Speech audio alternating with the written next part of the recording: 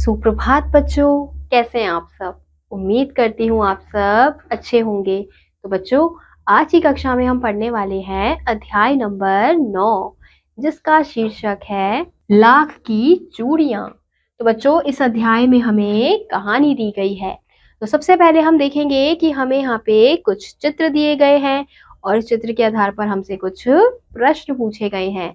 तो सबसे पहला प्रश्न है, क्या आपने कुम्हार को मिट्टी के बर्तन बनाते देखा है। तो बच्चों, आप लोग को बताना है कि क्या कभी आप लोगों ने कुम्हार जो मिट्टी के बर्तन बनाते हैं उनको कभी ऐसे मिट्टी के बर्तन बनाते हुए देखा है। तो हम इस चित्र में भी देख सकते हैं कि यहाँ पे जो कुम्हार है वो मिट्टी के बर्तन बना रहा है। अगला प्रश्न है, चित्र में दिखाई गई कलाओं में आपको कौन सी कला सर्वाधिक पसंद है।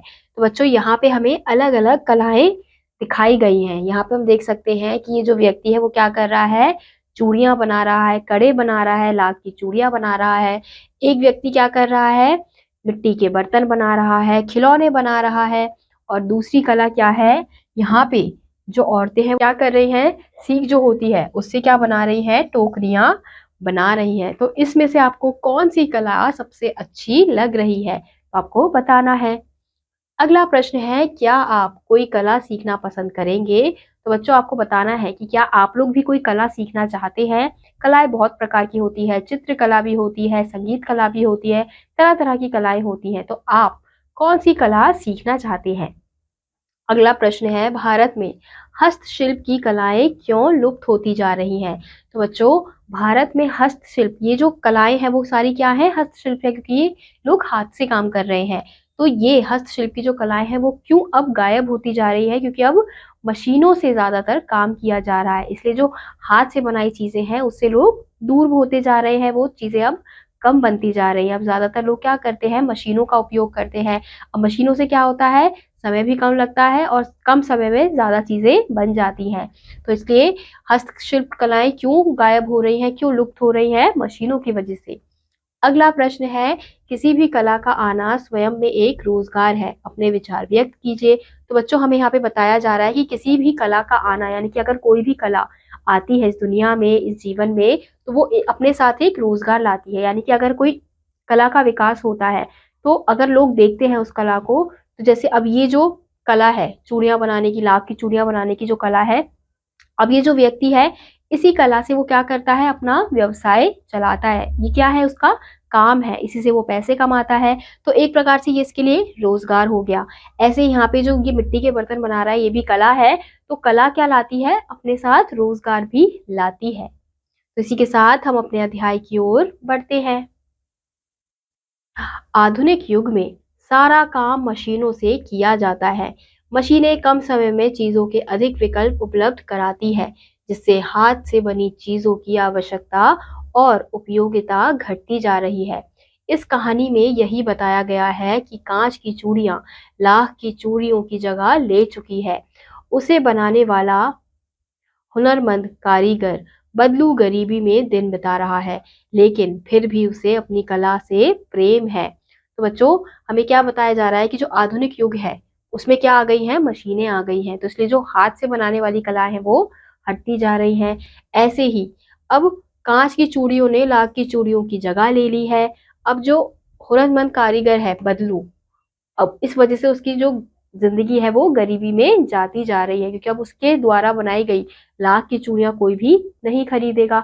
अब सब क्या पहनते हैं, ज्यादातर कांच की चूड़ियां पहनते हैं। तो इस वजह से उसका जो जीवन है वो गरीबी में जाता जा रहा है। सारे गांव में बदलू मुझे सबसे अच्छा आदमी लगता था, क्योंकि वह मुझे सुंदर सुंदर लाख की गोलियां बनाकर देता था। मुझे अपने मामा के गांव जाने का सबसे बड़ा चाव यही था कि जब मैं वहां से लौटता था तो मेरे पास ढेर सारी गोलियां होती, रंग बिरंगी गोलियां, जो किसी भी बच्चे का मन मोह ले। तो यहाँ पे लेखक जो है वो क्या बता रहे हैं कि सारे गांव में जो बदलू है वो उन्हें सबसे ज्यादा अच्छा आदमी लगता था, क्योंकि वो क्या करता था, उसे रंग बिरंगी लाख की गोलियां देता था, जिसे हम कंचे कहते हैं। आपने देखा होगा गोल गोल से कंचे होते हैं वो रंग बिरंगे से। तो वही जो है बदलू वो बच्चे को, लेखक को देता था। और और मुझे अपने मामा के गांव, यानी कि जो लेखक है उन्हें अपने मामा के गांव जाने का सबसे बड़ा चाव यही होता था कि जब वो वहां पे जाएगा तो बदलू उन्हें बहुत सारे क्या देगा, रंग बिरंगी सुंदर गोलियां बनाकर देगा। और वो रंग बिरंगी गोलियां इतनी अच्छी होती थी कि वो किसी भी बच्चे का मन मोह सकती थी। वैसे तो मेरे मामा के गांव का होने के कारण मुझे बदलू को बदलू मामा कहना चाहिए था, परंतु मैं उसे बदलू मामा ना कहकर बदलू काका कहा करता था, जैसा कि गांव के सभी बच्चे उसे कहा करते थे। अब वो क्या कह रहे हैं कि वैसे तो मेरे मामा का गांव, यानी कि लेखा के मामा का गांव था और बदलू वहीं पर रहता था, तो उसे क्या कहना चाहिए था, बदलू मामा कहना चाहिए था, क्योंकि वो मामा के गांव में रहता था। लेकिन बदलू मामा ना कहकर वो क्या कहते थे, उसे बदलू काका कहते थे, जैसे सभी बच्चे उसे बुलाते थे। बदलू का मकान कुछ ऊंचे पर बना था।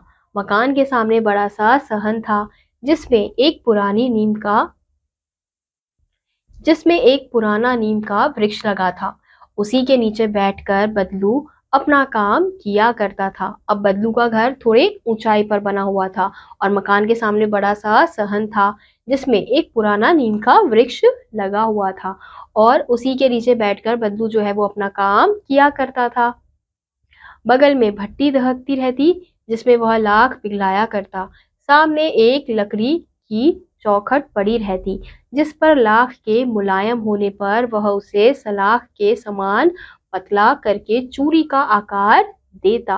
तो वो अपने घर के सामने जो पेड़ होता था उसी के नीचे बैठकर वो लाख की चूड़ियां बनाया करता था।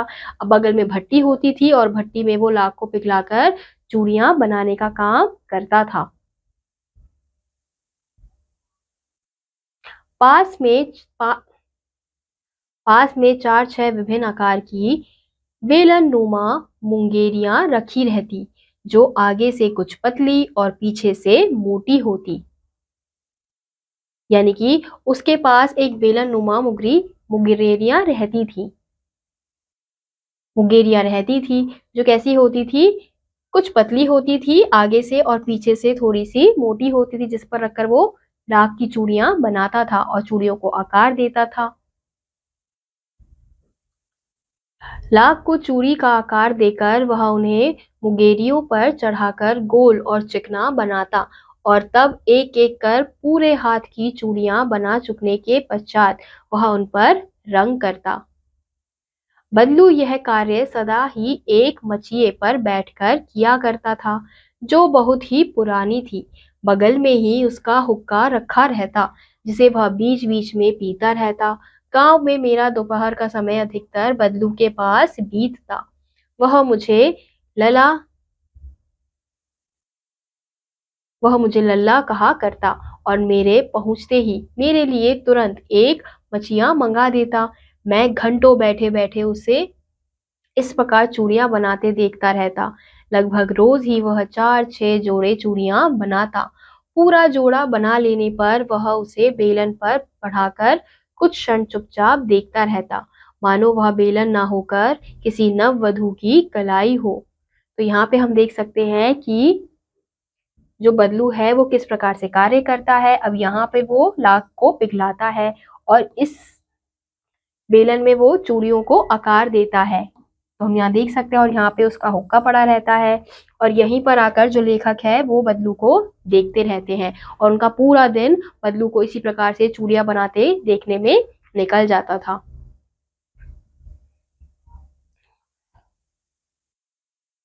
बदलू मनिहार था। चूड़ियां बनाना उसका पैतृक पेशा था और वास्तव में वह बहुत ही सुंदर चूड़ियां बनाता था। उसकी बनाई हुई चूड़ियों की खपत भी बहुत थी। उस गांव में तो सभी स्त्रियां उसकी बनाई हुई चूड़ियां पहनती ही थी।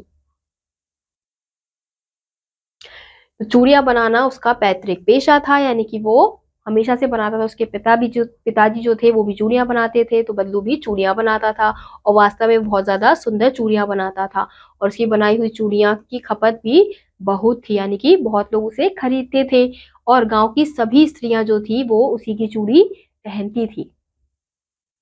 आसपास के गांव के लोग भी उससे चूड़ियां ले जाते थे, परंतु वह कभी भी चूड़ियों को पैसे से बेचता ना था। उसका अभी तक वस्तु विनिमय का तरीका था और लोग अनाज के बदले उससे चूड़ियां ले जाते थे। यानी कि आसपास के जो गांव वाले थे वो भी बदलू से ही चूड़ियां खरीदते थे।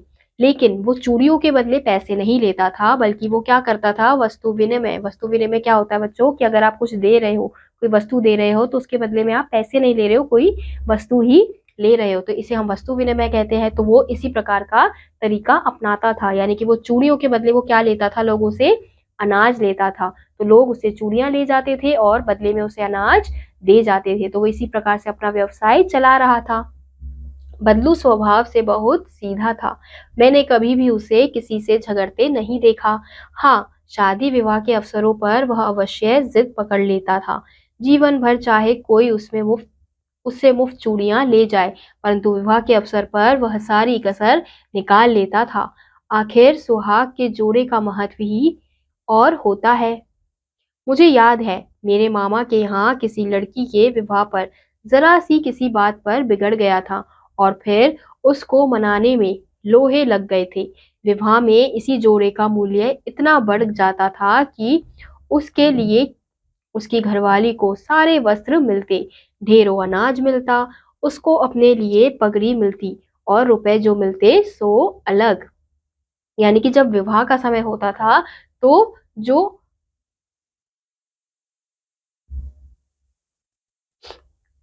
विवाह के समय जो बदलू है वो ज्यादा पैसे, मतलब ज्यादा चीजें लेता था, क्योंकि विवाह के समय उसको ऐसा लगता था कि अगर विवाह के समय अगर मैं कुछ नहीं लूंगा तो फिर क्या फायदा, क्योंकि विवाह का जो जोड़ा होता है उसका तो महत्व ही अलग होता है। यदि संसार में बदलू को किसी बात से चिढ़ थी तो वह थी कांच की चूड़ियों से। यदि किसी भी स्त्री के हाथों में उसे कांच की चूड़ियां दिख जाती तो वह अंदर ही अंदर कुड़ उठता और कभी कभी तो दो चार बातें भी सुना देता। तो संसार में बदलू को किसी भी चीज से अगर चिढ़ थी तो वो क्या थी, कांच की चूड़ियां। अगर वो किसी भी औरत को कांच की चूड़ियां पहने देखता था तो उसे बहुत ज्यादा गुस्सा आता था। मुझसे तो वह घंटों बातें किया करता, कभी मेरी पढ़ाई के बारे में पूछता, कभी मेरे घर के बारे में और कभी यूं ही शहर के जीवन के बारे में। मैं उससे कहता कि शहर में सब कांच की चूड़ियां पहनते हैं, तो वह उत्तर देता, शहर की बात और है लल्ला, वहां तो सभी कुछ होता है। वहां तो औरतें अपने मर्द का हाथ पकड़कर सड़कों पर घूमती भी है और फिर उनकी कलाइयां नाजुक होती है ना। लाख की चूड़ियां पहनने लाख की चूड़ियां पहने तो मोच ना आ जाए। तो जो बदलू है वो लेखक से घंटों बातें किया करता था। तो कभी वो उससे पढ़ाई की बातें करता था, कभी वो शहर की बातें करता था। तो जो लेखक है वो उसे बताते हैं कि शहर में तो सारी औरतें कांच की चूड़ियां पहनते हैं।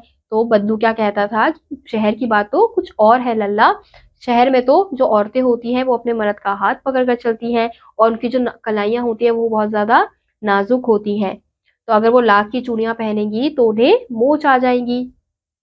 कभी कभी बदलू मेरी अच्छी खासी खातिर भी करता। जिन दिनों उसकी गाय के दूध होता वह सदा मेरे लिए मलाई बचा कर रखता और आम की फसल में तो मैं रोज ही उसके यहाँ से दो चार आम खा आता।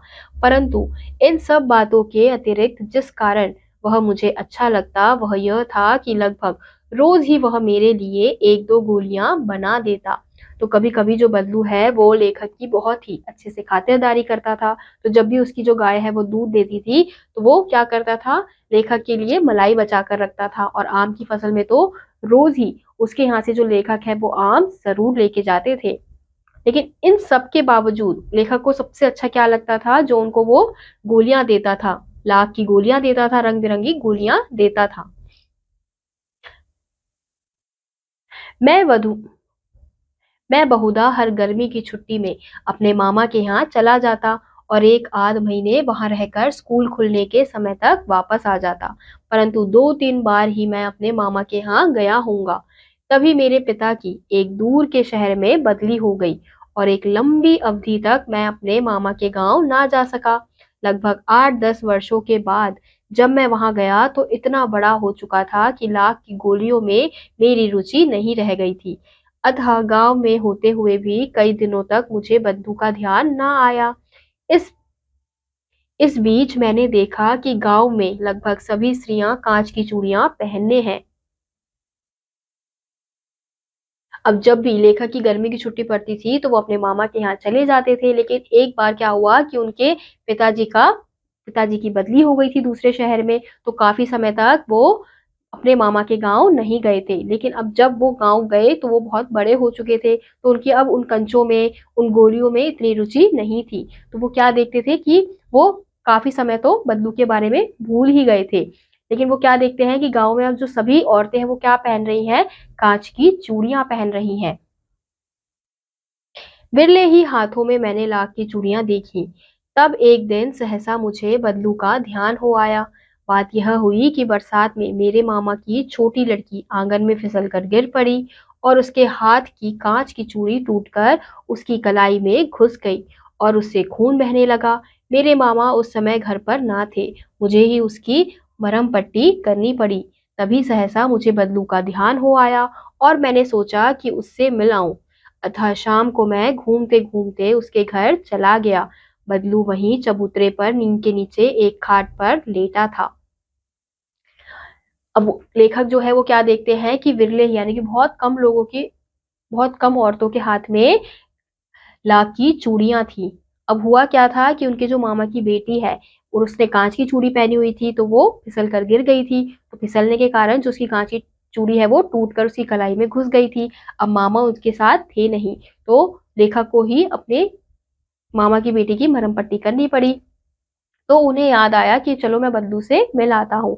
तो जब बदलू के घर वो गए तो वो देखते हैं कि वो उसी चबूतरे पर नीम के नीचे खाट पर लेटा हुआ था। फिर वो कहते हैं, नमस्ते बदलू काका। मैंने कहा, नमस्ते भैया। उसने मेरी नमस्ते का उत्तर दिया और उठकर खाट पर बैठ गया, परंतु उसने मुझे पहचाना नहीं और देर तक मेरी ओर निहारता रहा। मैं हूँ जनार्दन काका, आपके पास से गोलियां बनवा कर ले जाता था। मैंने अपना परिचय दिया। बदलू फिर चुप रहा, मानो वह अपने स्मृति मानो वह अपने स्मृति पटल पर अतीत के चित्र उतार रहा हो। और फिर एकदम बोल पड़ा, आओ आओ लल्ला बैठो, बहुत दिन बाद गांव आए। जो लेखक है वो अपने बारे में बताते हैं कि मैं हूँ जनार्दन काका, आपके पास से गोलियां बनवा कर ले जाता था। लेकिन बदलू को तब भी काफी समय तक कुछ याद नहीं आता है, तो वो बहुत देर तक उनको देखता रहता है। फिर जब उसे याद आता है तो वो लेखक को बुलाता है और कहता है कि आओ लल्ला बैठो, काफी दिनों बाद तुम गाँव आए। हाँ, इधर आना नहीं हो सका काका, मैंने बैठते हुए उत्तर दिया। कुछ देर फिर शांति रही। मैंने इधर उधर दृष्टि दौड़ाई, ना तो मुझे उसकी मचिया ही नजर आई, ना ही भट्टी। आजकल काम नहीं करते काका? मैंने पूछा। नहीं लल्ला, काम तो कई साल से बंद है। मेरी बनाई हुई चूड़ियां कोई पूछे तब तो। गांव गांव में कांच का प्रचार हो गया है। वह कुछ देर चुप रहा, फिर बोला, मशीनी युग है ना यह लल्ला, आजकल सब काम मशीन से होता है। खेत भी मशीन से जोते जाते हैं और फिर जो सुंदरता कांच की चूड़ियों में होती है, लाख में कहाँ संभव है। लेकिन कांच बहुत खतरनाक होता है, बहुत जल्दी टूट जाता है। मैंने कहा, फिर नाजुक तो फिर होता ही है लल्ला। कहते कहते उसे खांसी आ गई और वह देर तक खांसता रहा। मुझे लगा उसे दमा है। अवस्था के साथ साथ उसका शरीर ढल चुका था। उसके हाथों पर और माथे पर नसें उभर आई थी। अब जो बदलू है वो क्या कह रहा था कि उसका जो काम है वो तो बहुत साल पहले ही समाप्त हो चुका है। वो कहता है कि अब जो सुंदरता कांच की चूड़ी में है, अब इस लाख की चूड़ियों में कहाँ है। तो जो लेखक है वो कहते हैं कि लेकिन कांच की चूड़ियां तो टूट भी जाती है। तो कहते हैं कि हाँ, खतरनाक तो होती है, टूट तो बहुत जल्दी जाती है, नाजुक तो होती ही है। और ये कहकर जो बदलू है वो खांसने लगा और बहुत देर तक खांसता रहा। तो लेखक को लगा कि उसे दमा हो गया है और अवस्था के साथ साथ उसका जो शरीर है बिल्कुल ढल चुका था। जाने कैसे उसने मेरी शंका भांप ली और बोला, दमा नहीं है मुझे, फसली खांसी है। यही कोई महीने 2 महीने से आ रही है, 10-15 दिन में ठीक हो जाएगी। मैं चुप रहा। मुझे लगा उसके अंदर कोई बहुत बड़ी व्यथा छिपी है। मैं देर तक सोचता रहा कि इस मशीनी युग ने कितने हाथ काट दिए हैं। कुछ देर फिर शांति रही, जो मुझे अच्छी नहीं लगी। आम की फसल अब कैसी है काका? कुछ देर पश्चात मैंने बात का विषय बदलते हुए पूछा। अच्छी है लल्ला, बहुत अच्छी है, उसने लहकर उत्तर दिया और अंदर अपनी बेटी को आवाज दी। अरे रज्जो, लल्ला के लिए आम तो ले आ। फिर मेरी और मुखातिब होकर बोला, माफ करना लल्ला, तुम्हें आम खिलाना भूल गया था। नहीं नहीं काका, आम तो इस साल बहुत खाए हैं। वाह वाह, बिना आम खिलाए कैसे जाने दूंगा तुम्हें। मैं चुप हो गया। मुझे वे दिन याद हो आए जब वह मेरे लिए मलाई बचा कर रखता था। गाय तो अच्छी है ना काका? मैंने पूछा। गाय कहाँ है लल्ला? 2 साल हुए बेच दी, कहाँ से खिलाता। इतने में रज्जो, उसकी बेटी, अंदर से एक डलिया में ढेर से आम ले आई। यह तो बहुत है काका, इतने कहाँ खा पाऊंगा। फिर मैंने कहा, वाह वाह। वह वह हंस पड़ा। शहरी ठहरे ना, मैं तुम्हारी उम्र का था तो इसके चौगुने आम एक बखत में खा जाता था। आप लोगों की बात और है, मैंने उत्तर दिया। अच्छी अच्छा बेटी, लल्ला को 4-5 आम छाट कर दो। सिंदूरी आम, सिंदूरी वाले देना। देखो लल्ला कैसे हैं। इसी साल यह पेड़ तैयार हुआ है। रज्जो ने 4-5 आम अंजलि में लेकर मेरी ओर बढ़ा दिए। आम लेने के बाद आम लेने के लिए मैंने हाथ बढ़ाया तो मेरी निगाह एक क्षण के लिए उसके हाथों पर ठिठक गई। गोरी गोरी कलाइयों पर लाख की चूड़ियां बहुत ही फब रही थी। बदलू ने मेरी दृष्टि देख ली और बोल पड़ा, यही आखिर जोड़ा बनाया यही आखिरी जोड़ा बनाया था जमींदार साहब की बेटी के विवाह पर। 10 आने पैसे मुझको दे रहे थे। मैंने जोड़ा नहीं दिया, कहा शहर से ले आओ। मैंने आम ले लिए और खाकर थोड़ी देर पश्चात चला आया। मुझे प्रसन्नता हुई कि बदलू ने हार कर भी हार नहीं मानी थी। उसका व्यक्तित्व कांच की चूड़ियों जैसा ना था कि आसानी से टूट जाए।